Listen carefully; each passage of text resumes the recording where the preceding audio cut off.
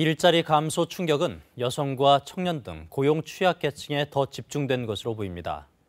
정부는 이제부터 서서히 나아질 것으로 보고 있는데 회복 과정에서 이른바 일자리 양극화에 대한 대비가 필요해 보입니다. 계속해서 김수연 기자입니다.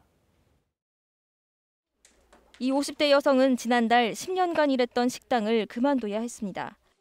세 계층을 하는데 두 계층은 문을 닫고 한 층만 운영하게 됐었죠. 코로나 사태로 인해서 손님이 없다 보니까 구조조정. 이처럼 코로나19 충격은 지난달에도 서비스업을 비롯한 대면 업종, 그리고 특정 계층에 집중됐습니다. 여성의 취업자 수 감소폭이 남성보다 1.5배 많았던 이유기도 합니다. 연령대로 보면 청년층의 타격이 가장 큰데 청년층 체감 실업률은 1월 기준으로 가장 높았습니다. 아르바이트도 그렇고 원하던 이직하려고 하는 그런 회사라든지 그런 자리도 그냥 전체적으로 다 줄어든 것 같아요. 그래도 정부는 이번 달부턴 고용 한파가 누그러질 거란 기대를 내비쳤습니다. 수출 회복세 덕에 제조업 취업자 수 감소폭이 줄었고 직접 일자리 사업도 본격적으로 시작될 거란 게 근거입니다.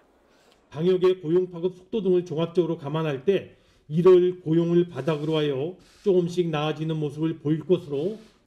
하지만 업종별 회복 속도가 다르다는 건 우려스런 대목입니다.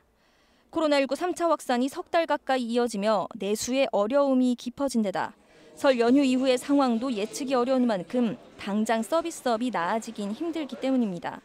대기업은 피해도 안 보고 상용직도 정규직도 마찬가지인데 중하위 수준은 더 회복도 안 되고 IMF 이후보다 양극화될 개연성이 높다.